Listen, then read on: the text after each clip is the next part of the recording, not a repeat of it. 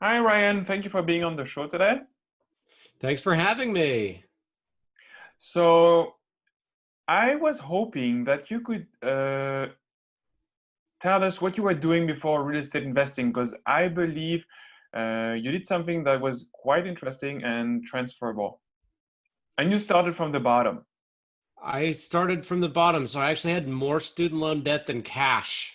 So I followed the American dream of study really hard in school, and then you'll go to a good university, and then you'll get a good job, and then you can work really hard at that good job, climb the corporate ladder, and retire on a beach somewhere. And that turned into feeling stuck at your job, hating your job, and being buried in student loan debt.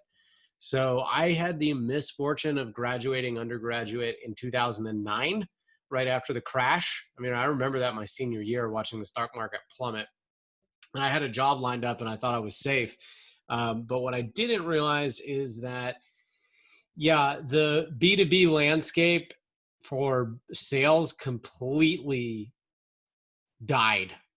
And business to business sales jobs were basically only for folks who could come in immediately with 5 years of experience and be ready to rock and roll and effective day one, which I just wasn't.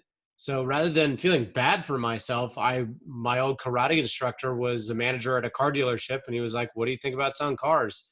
I said, "Hey, beats staying in my mom's basement doing nothing. These people want sales experience. I'm gonna go get it." And so I actually went and sold cars for 4 years. I won a bunch of awards. I wrote a book about it and sold the book, made a little bit of money. And when I say a little bit of money, I mean like $19.18. So I'm a paid author. How about that?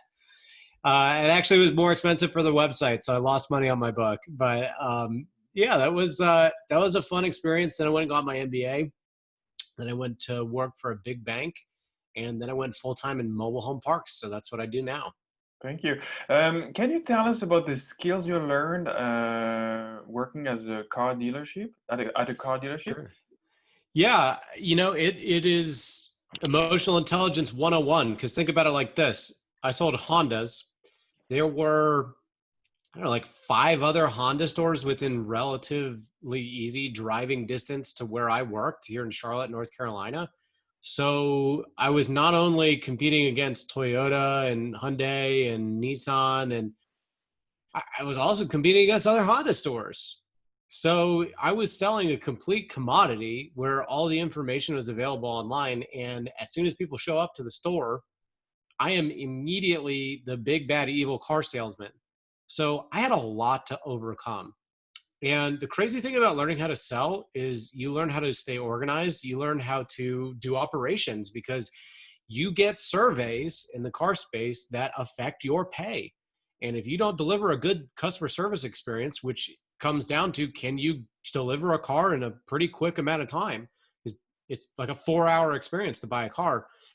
It taught me operations. It One of the most valuable skills I think it taught me was being able to take a really heated situation and bring people back to the warm and fuzzy.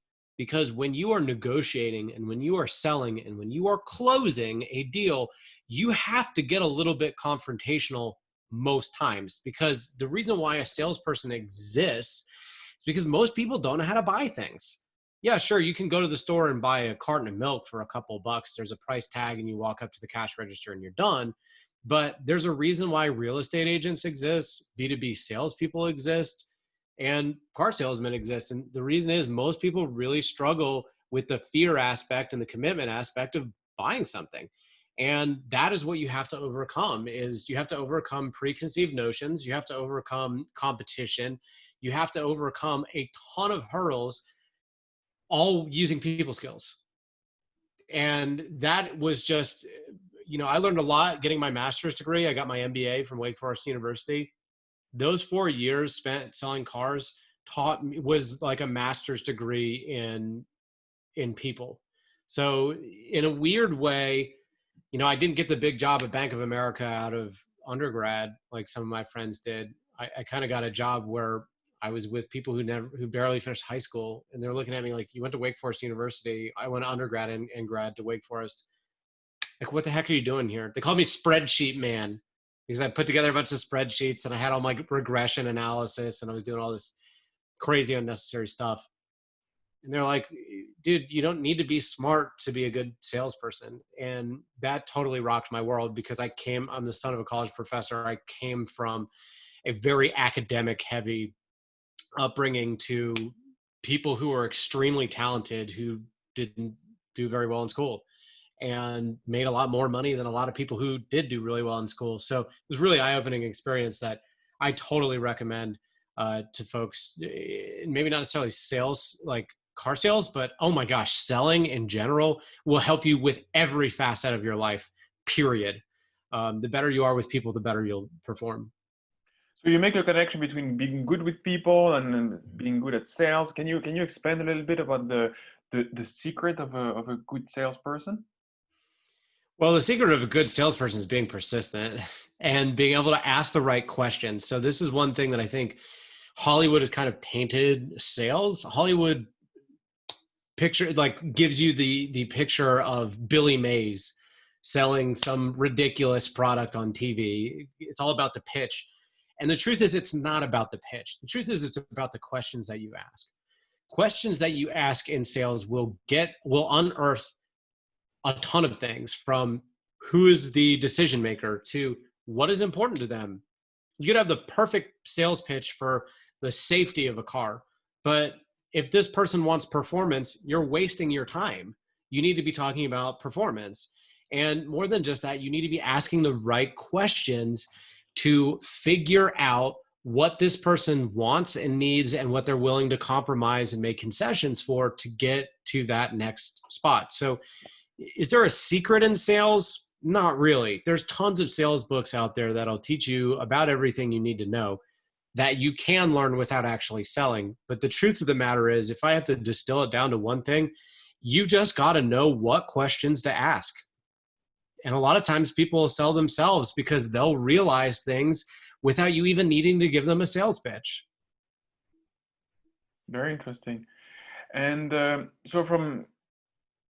how did you move from selling cars to investing in mobile home parks? So while I was selling cars, I rolled into there with a college degree from a good university. And I don't want to say I was being groomed, but there's certainly some hot and heavy conversations about where I would go in the space. And I sat down with my general manager, and the guy who was over my general manager, who was one step below Rick Hendrick, who I think the world of, and I love his organization, and I'm still a customer of the Hendrick organization to this day. And they looked at me like, you know what, a bad economy gave us someone with talent, and we're going to groom this person to move up. And when I was looking at the trajectory, it was like, all right, I sell cars, then I go to the F&I office, then I go to the sales desk, then I become a general sales manager, then I become a general manager, and then maybe I become over general managers. And I was like, that's going to take decades, literally. I'm going to need luck and politicking along the way. I'm not going to have a life outside of this. Every promotions, yeah, it's going to come with more money, but it's going to come with more time and more crap I got to deal with. The light at the end of the tunnel wasn't there. And so I went, what do I got to do here? Like, if I'm this smart person that everyone thinks I am, I'm not. I'm just college educated at a good university. I'm not that smart. What do I like? Can I think differently here? And what I realized was every now and again, we would have these big fancy dinners where everybody in the dealership would meet in the showroom, and we'd all have lunch or dinner or whatever. And Rick Hendrick would roll in his Ferrari. And I realized Rick shows up for the fun parts, right? His name's on the side of the building. He gets to, he definitely has his own stress, but the truth of the matter is he does what he wants. He owns a race team. He does all sorts of cool charity work. And I just realized in that moment, man, my name needs to be on the side of this building if this is what I'm going to do. And I think it was through that experience where I played out climbing that corporate ladder that I realized I need to own my own business. And then what I did was I took years to figure out what business I needed to start. I asked some really tough questions about myself, what I was willing to do, what I wasn't willing to do. And I looked at over 100 businesses. I started a couple, including that book I mentioned earlier. And after quite literally years of looking, I finally found mobile home parks, and mobile home parks fit my skill set like a glove. Lots of sales, lots of operations, lots of great charity work that I can do that fits my goal of helping charity. So it fit everything I was looking for. It took years to find, and then it took years to scale up. So it took the better part of a decade to build skills, find mobile home parks, find out why, obviously it started with finding out why mobile home parks was me. Because if it was mobile home parks, I'm convinced it would have just been some other business I was starting. And then building a skills and network within the mobile home park space to get where I am today. Thank you. And in terms of education, how did you educate yourself in real estate investing, in mobile home parks? Sure. I grabbed everything I could read. I grabbed Rich Dad, Poor Dad. I grabbed Frank and Dave's course on mobile home parks. I built out my own training program where I quite literally just forced myself to network and talk to other operators. And then by far and away, the most educational thing to do was to quit my job, move to a mobile home park, live there every other week for 14 months, be my own property manager, oversee bringing in new homes, bringing in used homes, converting pads to RVs, going to the magistrate court and fighting people in court over evictions, building out leases, doing title work, working with insurance. I mean, the works, to setting up my own payroll company, which I'm having to go through right now, which is a huge pain in the butt. My goal with mobile home parks is to treat it like I'm a student of the game. And what I mean by that is I want to learn everything before I outsource it, unless I absolutely have to do it now. And I think that's the one way that anyone who wants to get into mobile home parks can really differentiate. So a lot of people just want mobile home parks because they think it's passive income. And the truth is, it isn't. And the truth is, there's tons of other businesses that give you passive income. Tim Ferriss wrote The 4-Hour Workweek, which is all about time freedom and passive income using internet companies. So you don't need mobile home parks if you want passive income. But the truth of the matter is, if you want it, whether it's mobile home parks or anything, we live in a world where we are not starved for information. We're not. There's a plethora of information out there. Now, what there is a lack of is there is a lack of knowledge. People are thirsty for knowledge in a saturated, super saturated information age. And to me, if you really want to bridge that gap of, okay, there's so much information out there, I don't know where to start, to this is real actionable knowledge, it comes from networking with people who are willing to give you time and who have already bridged that gap themselves. So you insist on networking. How do you network, and how do you expand your network? I took a complete shotgun approach. I found all the podcasts, I found all the YouTube channels that I could. I reached out to those content creators and see who was willing to give me time. I went to the conferences. I've jumped on LinkedIn, Facebook to try to find Facebook groups, LinkedIn groups, any type of real estate meetup. And then also through my direct outreach. So we did mailers, cold calls to the properties we wanted to buy. And from there, you can quite literally build out your own network and then track it. So I didn't track it at first. I didn't track it until like 2 years into it. And I'm so glad I track things now. I've got a database of like over 850 people now, which is amazing. But I didn't track up front, and I should have, but that's okay because I am now, right? It's like the Chinese proverb, like the best time to start was 20 years ago. The second best time to start is today. So for me, it was shotgun approach. And every time you talk to someone, you get ideas for who they can connect you with, and you just let it snowball from there. Interesting. And what did you gain mainly out of network? Was it knowledge? Was it investment opportunities? What? All of the above. Okay. Can you give an example? Absolutely. I've bought several mobile home parks from networking, period. Yes. So it turns out a lot of times someone will get an off-market look at something and go, that doesn't fit my deal buying criteria, but it might fit yours. And I've done that with plenty of folks. And on my podcast, I'm eventually going to bring some folks that I have pitched deals off to because I knew their buying criteria. I was like, oh man, this is a great opportunity for Sarah or John or whomever.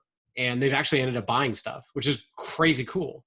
And the truth is that happens all the time with off-market deals. Is someone will get a look at something and someone will know who you are and send you the opportunity. Whether you take it or not is one thing, but the more you have a big network, the more people who know who you are, the more differentiated and memorable you are, the more likely someone will literally reach out to you with a deal. And also, by the way, I send out more deals than I take in, meaning I send deals to people all the time. And that's kind of how I want it to be. I want to give more than I get, because the truth is I might give 99 things away and get one thing in return. But if I get one mobile home park that's just an absolute home run, all of those 99 times I helped someone and didn't get anything in return made that one completely worth it. So you talk about being your own property manager at the beginning. Can you walk us through your career as a mobile home park investor? What were the main stages and where are you now? Sure. So I started in July of 2015, and the first thing that I did with my business partner, Ian Tudor, was I put together a document, which I still have to this day, lining out my goals. So I reverse engineered my way to financial and time freedom. And I love that document. I have it saved, and I love sharing it with folks and walking through why I was very wrong about what I could do in the short run and very wrong about what I could do in the long run, and how I was overly optimistic about what I could do in the short run and dramatically pessimistic about what I could do in the long run. I absolutely fell short of my short-term goals, and I utterly smashed my long-term goals. So it's like Bill Gates says, you're going to overestimate what you do in 1 year and underestimate what you do in 10. So in July of 2015, I was in my internship, my MBA internship, between my first year and second year as an MBA, full-time MBA student. And I met up with childhood friend Ian Tudor, and we both decided we'd be great business partners. We picked mobile home parks. For that, the remainder of my time in MBA, I spent all my free time sending out mailers, connecting with people, building out a network, the works, talking to owners, trying to find my first mobile home park. It took 14 months to buy our first one. So that was September of 16. We didn't get our next one until January of 17. So it really took about a year and a half to get two. That was about 100 pads. And I didn't have any money. I didn't have any network. I didn't have any experience starting out. I had to build everything from scratch. So what we did with our first deal was we took a finder's fee, we cashed it out so we had money to invest in our second deal. And then in late June, early July of 2017, almost a full 2 years into it, we bought La Costa Mobile Home Park, which allowed us to go full-time and be full-time property managers. What that did, which I didn't realize at the time, that absolutely exploded my deal flow. It was like there were deals everywhere. And what I realized was when I was working full time, because I worked to get my MBA, and then I went to work for a big bank for a year while I was waiting to go full time in mobile home parks. What I realized was even with an hour a week, even with 5 hours a week, you're just not going to grow like you would if you're full time in the business. And the crazy thing was, as soon as I got full time, there were deals everywhere. There's education everywhere. There are people looking to connect everywhere. And when I could remove the focus of a full-time job away from my line of sight and make my full-time career-wise vocational perspective mobile home parks, everything was all right there. And I'll just give you a little taste, flash forward. We have now bought 14 mobile home parks. And at the beginning of this year, I had 6 deals under contract. Unfortunately, COVID happened, and I have only been able to close 2, hopefully a third this month. And we put a 7th under contract. I think I'm going to end up with at least 3 by the end of this year, hopefully a 4th or a 5th. But that is a far cry difference from closing a big fat 0 in our first year and then barely 1 in 2016. It snowballs. It's like a hockey stick. It goes nothing, nothing, nothing, nothing, nothing, bam. And then it just grows exponentially. But it all comes down to this. Step 1, you need to prove that mobile home parks is right for you, because I see a lot of people get really excited about things that aren't like necessarily specific to mobile home parks, like passive income. Okay. You get passive income if you buy a triple net lease. You can buy passive income if you have a completely automated business, that online business. I mean, there's tons of ways you can get time freedom and work from anywhere and get rich outside of mobile home parks. I love mobile home parks because it fits my skill set. I'm willing to deal with the associated crap that comes up in owning mobile home parks. So I love it. So that gives me staying power. So it took a year to prove that, hey, it's got staying power. I love it. I'm really passionate about it. And I can make money doing it. And we cashed out our first finder's fee, like I said, 14 months into the business. Then I took almost another full year to prove, to plan, on top of continuing to prove I could make money, to plan to go full time. So this wasn't just like a rah-rah Zig Ziglar motivational speech. Great, I quit. I, beat my fears and now I'm full time. No, this took a lot of planning to go full time. And it took a lot of risk. I mean, I took out full recourse debt over my head. I still have recourse debt on almost every deal that I do. And that was a sacrifice I was willing to make. And, then going from making a good, healthy salary at a big bank with benefits to making less than half, living in a double wide and having no health insurance. I had to pay for my own health insurance. It was insane. That was a big sacrifice I was willing to make, but I planned for it. So that's kind of where I was at and where I am today. Like I said, I've bought 14 mobile home parks, roughly 1,400 pads. I've sold out of 3. So I only have 11 right now. That's all I need. I've got time freedom, financial freedom. And the only reason why I work so hard is because I want to grow and help others in the process with my charities, and also help people get into the space and thrive in the space. Because what I realize now is there's a lot of mom and pops who are kind of graduating on to retirement, and in their place is this next generation of mobile home park owners. And what I realize I can do is help tenants be treated with respect by helping good entrepreneurs get into the space and operate appropriately and ethically. And so my big push now to be very public online is I want to help influence the next generation of mobile home park owners to realize how many lives you are affecting by being a mobile home park owner, and how you really need to treat that with respect and not do things like cram ridiculous rent raises on people and, generally speaking, be a slumlord. If I can fight this slumlord mentality that some folks have and encourage hardworking entrepreneurs to get into the space, sign me up. Don't need to give me a penny. I'll give you my time. Let's fight slumlords together. Very nice. Very inspiring.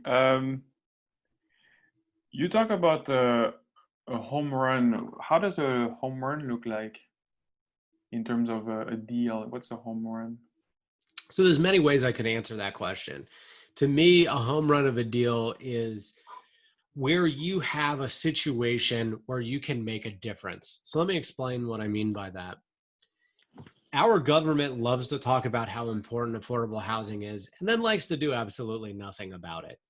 Well, the cool thing about mobile home parks is you can buy a distressed mobile home park that might have vacant homes on site or vacant pads, and you can quite literally create affordable housing from inventory that is already in existence. You just need to dump capital into it. So think about it like this.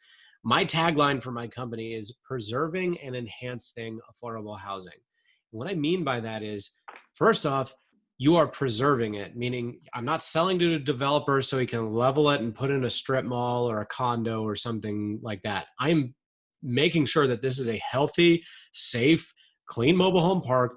So the highest and best use is affordable housing. So I'm preserving affordable housing, and then I'm enhancing it. I have my own partial college scholarship for my residents that want to go to college. This year in 2020, we wrote our first check, which was awesome. We also partner with Paylease to help people build their credit. We do free food giveaways. We do Bible studies. We do all sorts of stuff to help our residents grow and live comfortably and live safely. So we're enhancing affordable housing. So the crazy thing to think about, if you go live in an apartment, you're not building your credit like you would a mortgage. So why should someone be punished for paying one of the biggest bills that they have every month in the regard that they're not building their credit? Well, we offer that for free to our residents, which is totally awesome. So in other words, we're enhancing as well as preserving affordable housing. And I got to say that to me is an absolute home run when you can come into a place that is forgotten about or mismanaged or just ignored and make it better. Now, in terms of beyond just the why I do what I do, another possible, like, what is a home run? Well, home run is great returns, right? Like, who doesn't want to make a lot of money? That's the beautiful thing about the United States of America and free countries in general, is you can go and create a business and make a whole bunch of money. And I'm not going to lie, you can make a whole lot of money in any type of real estate, in any business though. And what I mean by that is what I do by buying heavy value add properties is not unique or innovative or anything. There are people who buy all sorts of businesses, not just commercial real estate, but you can buy a distressed business for pennies on the dollar and bring it up to just fair market value, and you get to keep that equity creation. That's what I do. And again, it's not necessarily a mobile home park thing. To me, it's just being a good business person in general. So to me, what a home run is buying something for a fraction of what it could be worth when it's firing on all cylinders, and then going to that place face to face and doing what I need to do, and influxing capital and influxing tender love and care, and bringing that business, because that's ultimately what it is a business, back up to profitability, and not on the backs of crushing folks by just cramming down unnecessary rent raises. I mean, by bringing them value, repaving roads, bringing in new mailboxes, building playgrounds, getting out druggies and other crime, and bringing in new units, and generally speaking, enhancing their living space. Nice. In terms of, so you've mentioned different ways of educating oneself, including Dave and Frank and Dave, yes. Yeah, Frank and Dave. They are big on and also it's quite known in the industry that it's very important to go from a park-owned home to tenant-owned home. Is it also part of your business model when you purchase and then rehab a trailer park? Not necessarily. So there's kind of a liberal versus conservative, Democrat versus Republican type of conversation debate going on within our space, which is, do you want to own the homes and rent them out, or do you just want to rent the space? And the truth of the matter is there's a lot of pros and cons to doing either one. The thing of it is, traditionally speaking, the only content creators in this space were pro-tenant-owned homes. So there's a dramatic underrepresentation in the market space for owning the homes too. And the truth of the matter is, if you own the homes and you do it right, it's more lucrative than when you don't own the homes. So in other words, there are very compelling reasons to maintain park-owned homes. And there's also very compelling reasons to not own the homes at all.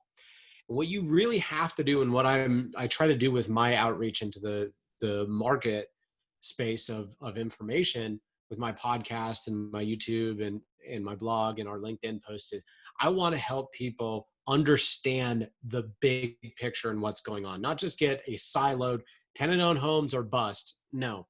There are ways you can do park-owned homes, do it right, and make more money and actually do better in general than if it's an all tenant-owned home community. So to me, the biggest point there is to go out and learn on your own what you want and what strategy fits it. And quite frankly, I own and operate a hybrid model of the two. So I have plenty of park-owned homes that will possibly always be park-owned homes. I have plenty of tenant-owned homes that do great for me, and I have plenty of tenant-owned homes that I wish were not tenant-owned homes because they're big pains in the butts. So there's definitely some strong pros and cons either way you go. Yeah, so I guess being on the side of park owner homes, you must have very efficient ways for the upkeep of those homes. Is that?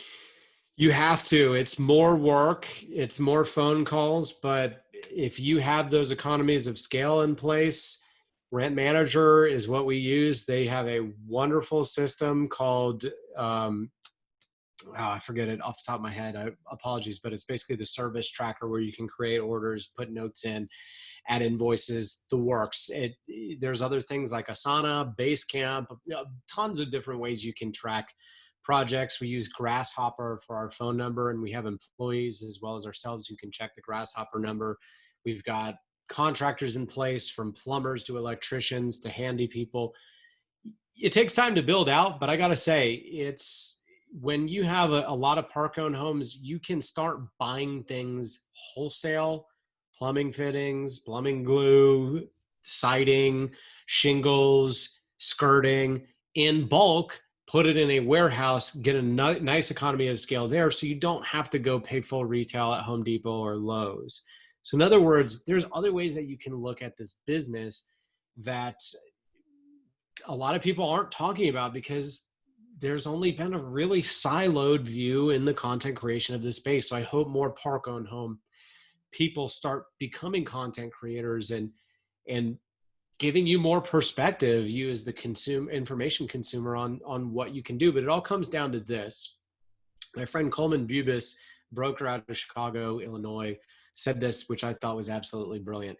You cannot be in the mobile home park business unless you're also in the home business. Just doesn't happen. Eventually, you're going to have a tenant on home default.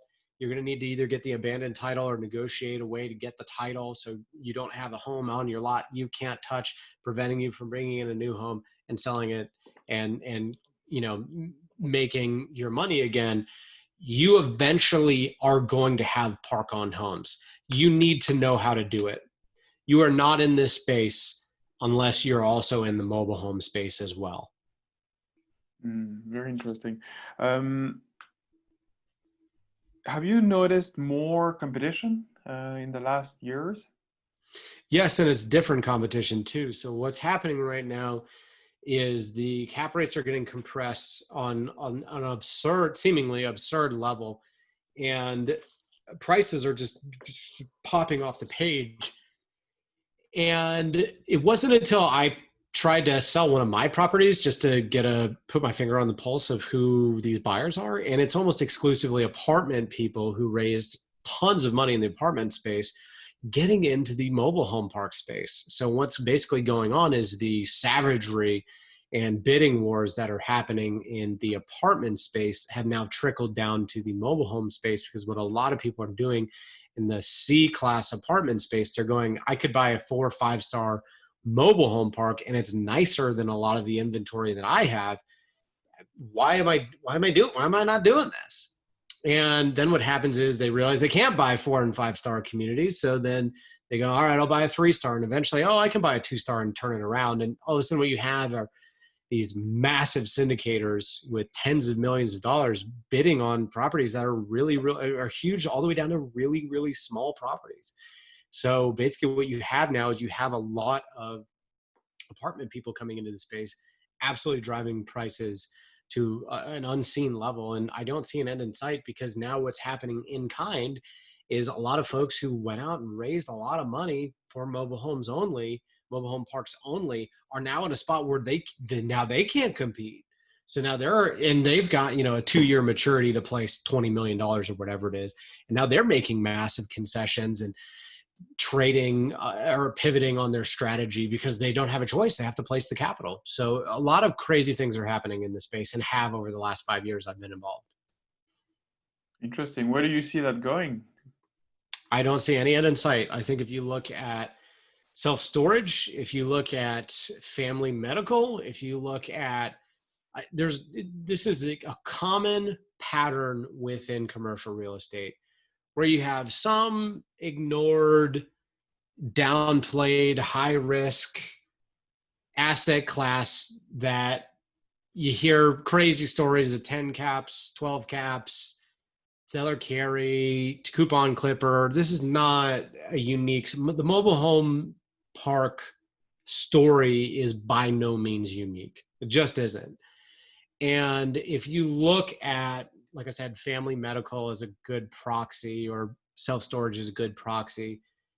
Those are all trading at 4 caps and below. I see mobile home parks going on a similar trajectory. So let me give you a good, for example, MHC came out with a huge 2019 sales report where they basically said nationwide, mobile home parks are trading at about an average of 42,000 and occupied, or just a pad. I don't know if that's occupied or not. But then when you look at apartments are trading nationwide on an average cap rate of about 6, I think maybe possibly sub 6. And mobile home parks right now nationwide are trading only a few basis points higher than that, which it should, right? You're in theory not getting any edifice with the acquisition, right? So you're not getting a building.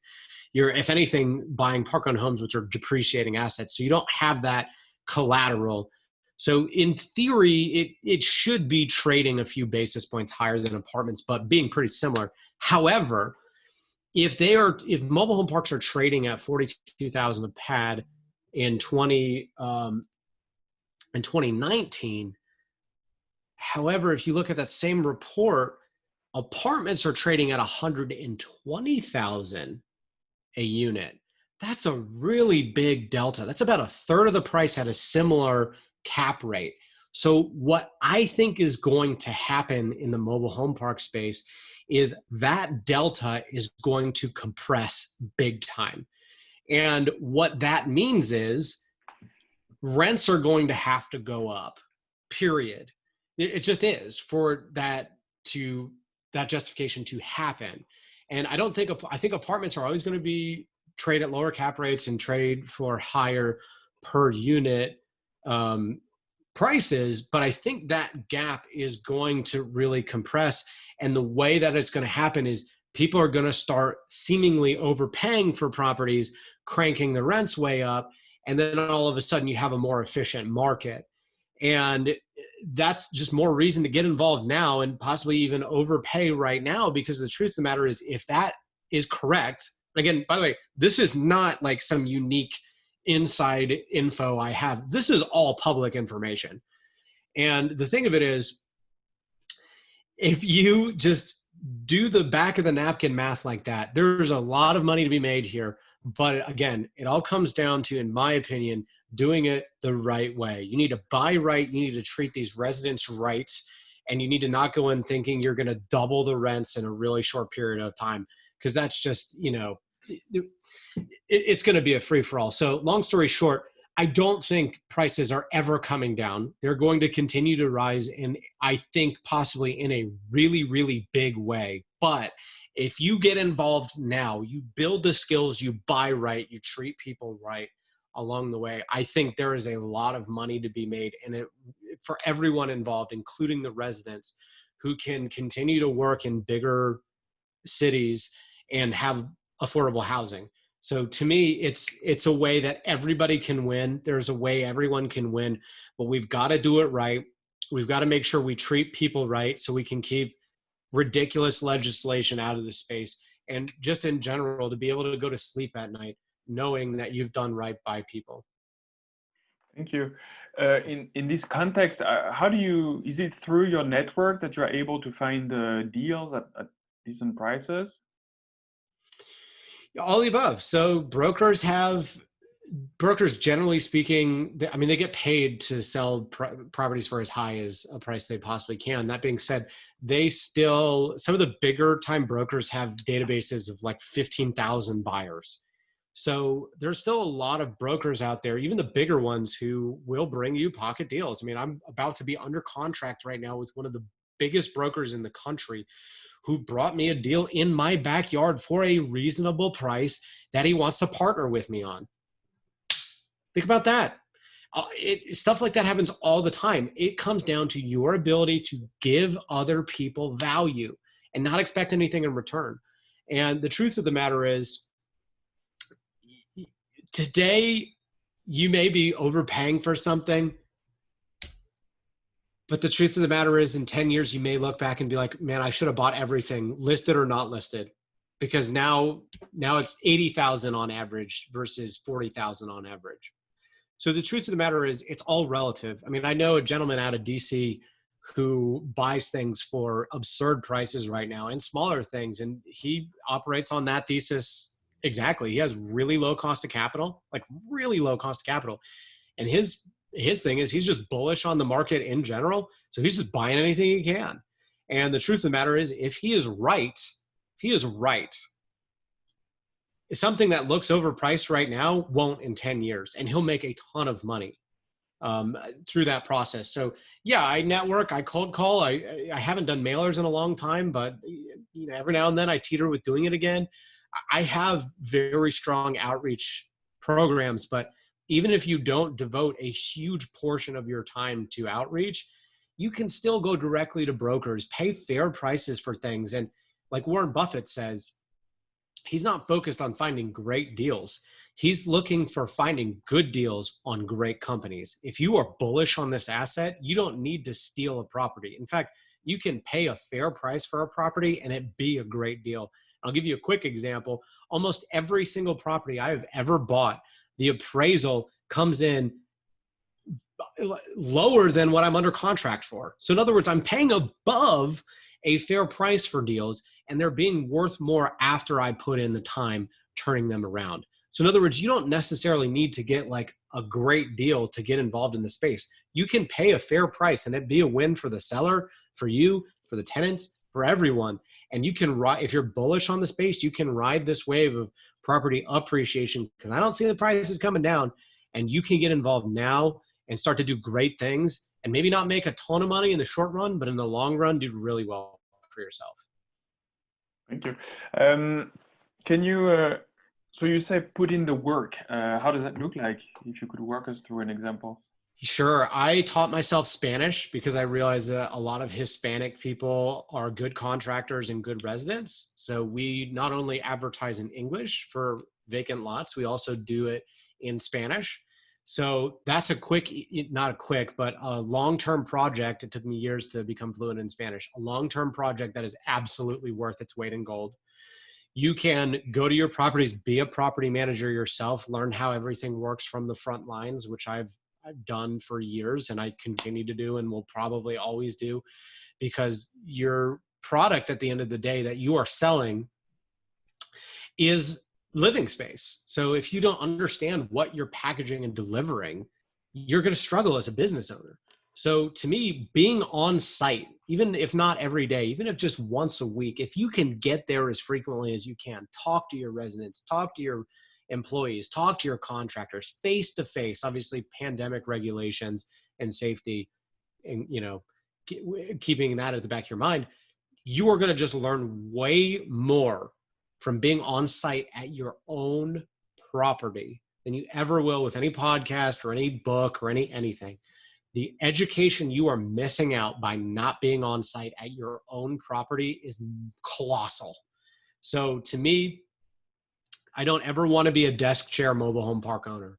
I want to be someone who's on the front lines, right there with my employees, making sure everything is going well and learning through that process. And the ironic thing is, you will actually become a better desk chair manager if you're a really good on-site person, because your pro formas are going to get better.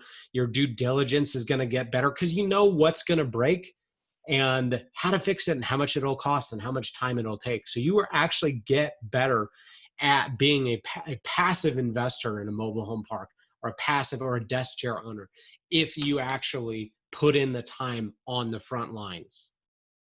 Thank you. Just a side question. You were talking about a program earlier, just to make sure I understand correctly, and also for the listeners.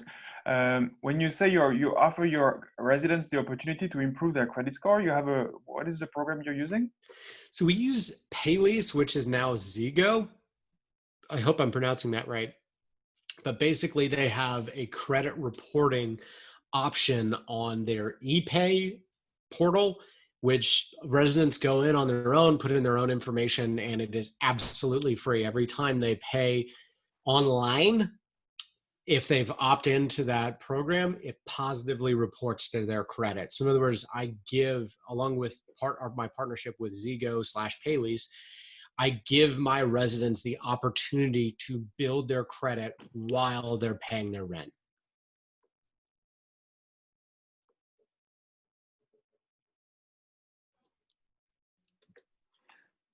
Good.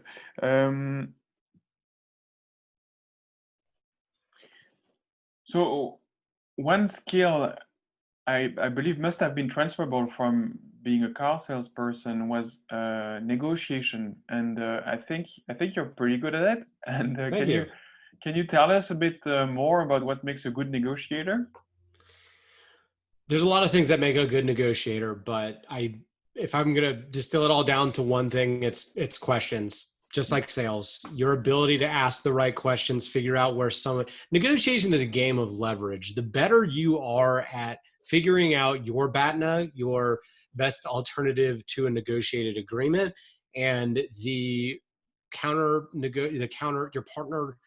their BATNA as well, the better you're going to be able to find concessions they're willing to make, concessions you're willing to make, and get to a as close to a win-win as possible. I think the one thing people don't realize about negotiations, generally speaking, is they are usually not zero-sum games with one winner and one loser. And in fact, there's a big study that we covered while I was getting my MBA that actually showed that the best negotiators are not the bulldog negotiators who go in and slap ultimatums and pound their chests like Donald Trump purports he does. Alpha dogs actually perform very poorly in complex negotiations. They do rather well with commodities, buying commodities in very impulsive type situations, like you go to the beach and someone's selling purses on the side of the road. The alpha negotiator does quite well there. Car sales, they can do quite well there. For example, if there's 5 Honda stores and in Charlotte, an alpha dog can do quite well in that situation. But still, in my 4 years of selling cars, found that some of the best negotiators weren't alpha at all. They just had the right pitch, because the truth of the matter is a car dealership is a business too, and there's other ways to make money besides selling cars. And the smarter negotiators understood that car dealership actually makes more money on the service. So if you roll in there and you say, hey, look, give me a good deal on the car and I'll do 100% of my service here, you're going to make way more on my service business than you ever will with the car. So give me a good deal here. Make that your loss leader. And that's what I talk about in my book. So if I'm to give any advice on how to be good at negotiating, first off, the word no is extremely powerful. And it's really tough negotiating when you feel the pressure. Like if you say no, someone's going to walk away from the negotiating table. But the truth is, if you have a very strong BATNA, again, that's best alternative to a negotiated agreement. If you have a very strong BATNA and you have very strong leverage, saying no is one of the best things in the world to do. And sometimes with my employees, I tell them just to automatically say no, no matter what, because a lot of times just saying no, you can always go back and say, oh, okay, yeah, actually I'm okay with that. And in a weird way, people will feel like they have negotiated with you and won you over, even though that was part of your plan the whole time. So one of my favorite recommendations is Chris Voss's book, Never Split the Difference. It's just an absolutely wonderful book that goes into FBI tactics and negotiating. And it just captures everything I learned in the car dealership. So for more details, definitely buy that book. It is an outstanding read. But yeah, again, it all comes down to this: ask the right questions and know who you are, and you'll do really well. Thank you. Very interesting. You talked about goal setting. You had this quote by Bill Gates about you overestimate what you can do in 1 year, you underestimate what you can do in 5 years. Do you have tips on goal setting, and how do you do goal setting? I do, and it's all born from within. The better you are at knowing who you are, the better you'll be at goal setting. And it's like an engineer building a bridge. An engineer doesn't start building a bridge and then make plans. The engineer makes very detailed plans and reverse engineers everything. And the more specific you can get in what you want. So for example, I wanted to go to New York because I heard it's fun to watch Knicks games. Okay. Versus I want to go watch the Knicks play the Celtics on Thursday, the 8th at 8:30 p.m. Eastern. Great. Now you have a really specific goal and you can decide, do I need to take a bike? Do I need to walk? Do I need to take an airplane, a train, a car? Do I need to get hotels? You can actually optimize your experience watching the New York Knicks if you have a really specific goal. Otherwise, what I see a lot of people do is they lack focus. Oh, I heard New York was cool. Great. How are you going to get there? Do you have the money to get there? What's the optimal way to get there?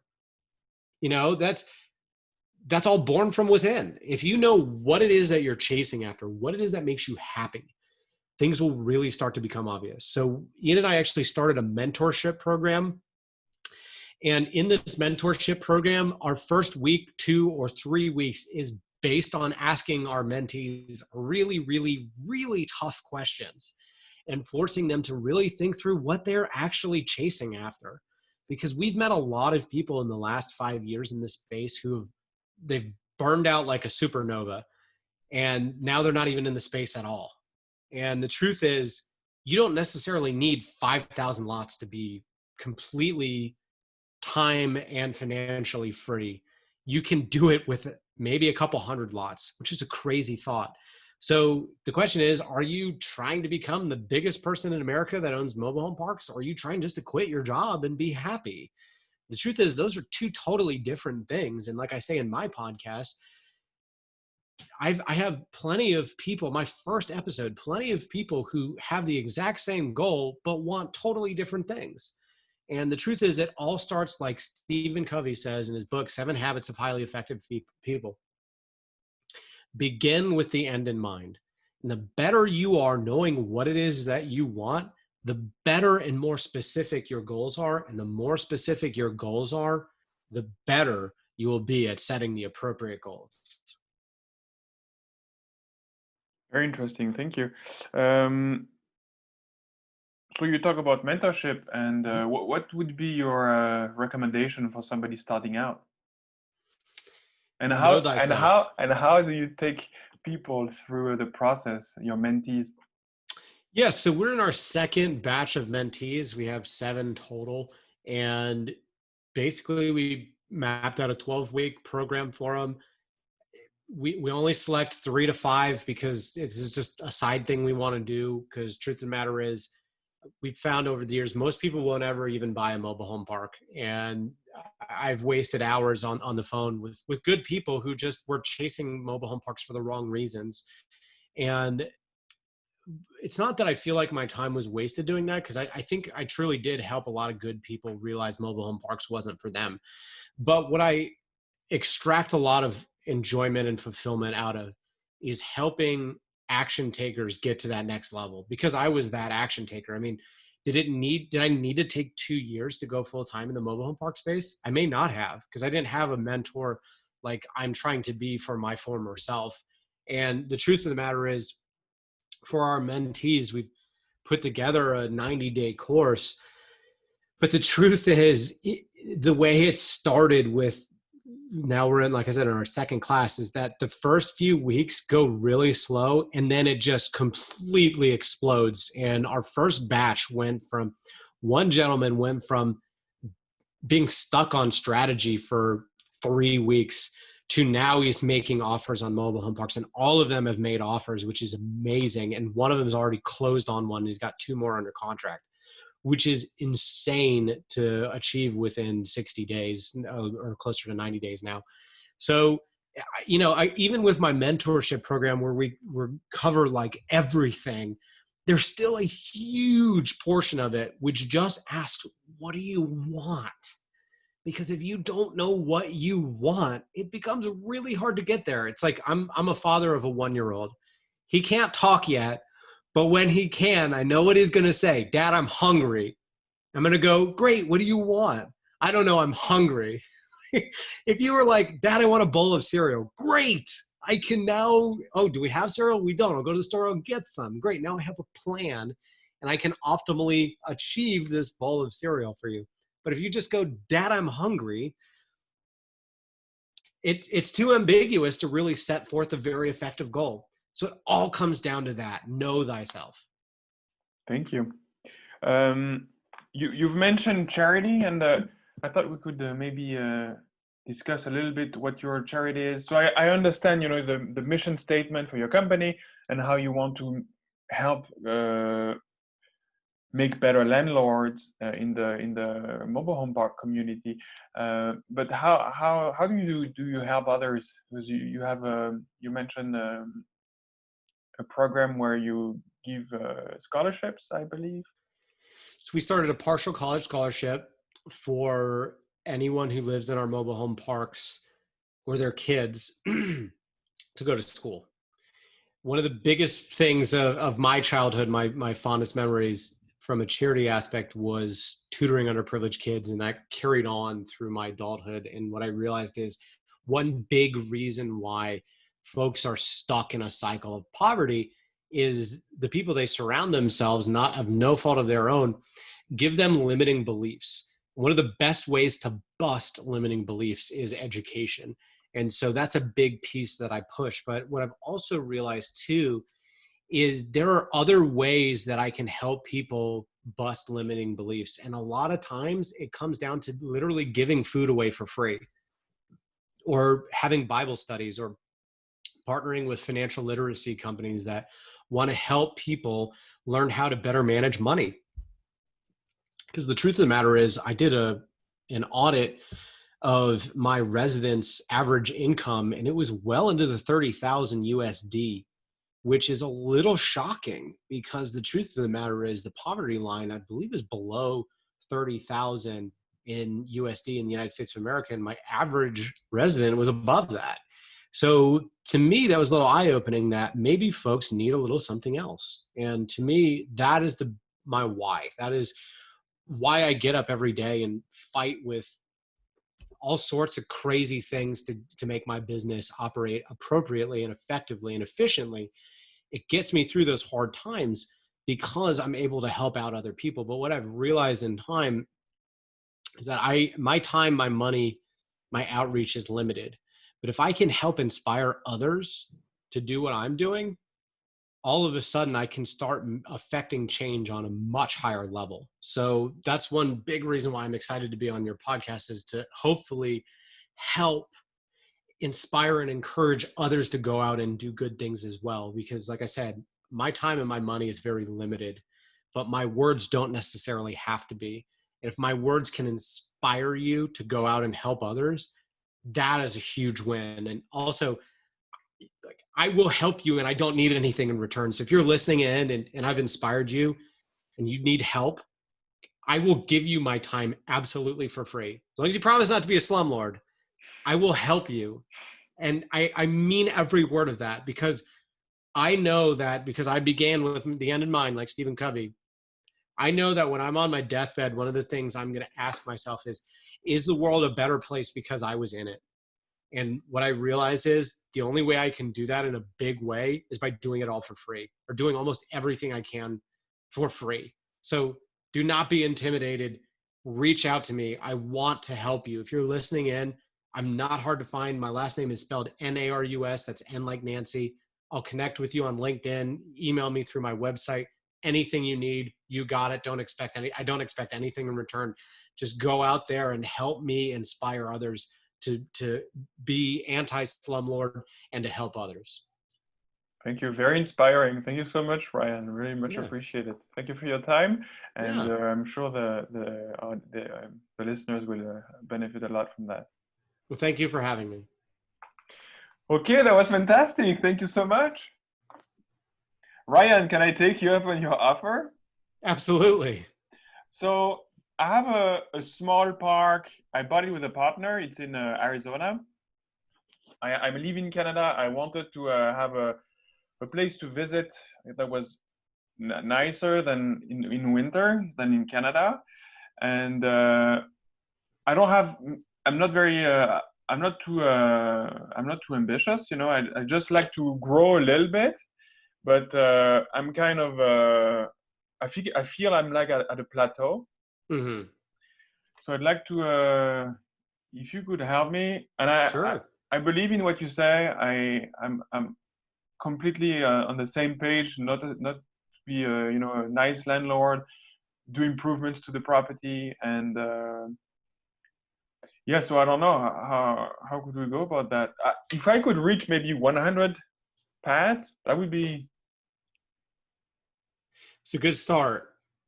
So know what you want out of it. So the truth of the matter is, do you need a mobile home park to spend the winter in Arizona? Not necessarily. You could buy a nice apartment complex and keep a vacant unit over the summer and just move there over the summer. I know plenty of people who buy duplexes, quadplexes, stuff like that, and do exactly that. They have a vacation home where they can quite literally go and live seasonally. So it's not necessarily a mobile home park that will necessarily get you there. So what I'd challenge you to do is actually start there. Start asking, what is 100 lots going to get you? And the truth of the matter is 100 lots may be all you need to just have enough ancillary income where if something happened on your full-time job, you can still live the lifestyle that you want. And if you want high yield and no work, there's a lot of great opportunities in the Midwest, but you're going to struggle down here in the Southeast. You're going to need to pay a lot of higher prices in places like Florida. Out west, you're going to need to pay higher prices and get less yields. But if your goal is, well, I want this to make me a ton of money in 10 years from now, the answer may be to overpay for a property today. And in 10 years, if you're in the middle of Washington, D.C., it's probably going to be worth a lot of money. I know a gentleman I think he's out of Orlando, Florida, who pays sub-4 caps for properties in massive metros, Dallas, Los Angeles, Washington, D.C., and he pays insane prices for it. But his theory is, hey, man, people are always going to be moving to Washington, D.C. People are always going to need affordable housing there. So I'll pay a high price today, 10 years from now, it's still going to be worth a lot of money, and I'm going to do really, really well. So the truth is you've got to start by asking, what is it that you're truly seeking? Because there are different types of mobile home parks you can buy. There's different strategies you can take to buy them. You may not necessarily need 10,000 units. 100 may be all you need to get whatever it is that you're after. But as soon as you can identify what it is that you're after, and you can pick where, then you can pick what, and then you can map out a strategy of how you're going to buy it, with my own money, with other people's money, some combination of the two. Am I going to buy heavy value add? Am I going to buy stuff that you basically buy it and you collect rent and that's about it, or somewhere in the middle? And from there, you can map out a strategy, but it all starts with what is it that you're trying to get out of mobile home parks? Okay. I'm going to think about it. And so maybe, I don't know what your availabilities are. I want to be low maintenance. I'm very good. I'm self-propelled, so no need to cheer me up. And so I'll think on that, because that's Sure. the place to start. That sounds great. If you want to shoot me an email in a week or two, or however long you want to think through it, we can hop on a call or a Zoom call or whatever's easier in a couple of weeks. Okay. Yeah, let's do that. I'm going to reflect and Awesome. then reconnect with you. Well, it's been a pleasure. Yeah, It's always same here. fun speaking with you. Thanks, Brian. Yeah. I really appreciate it. Yeah. Take care. Bye-bye.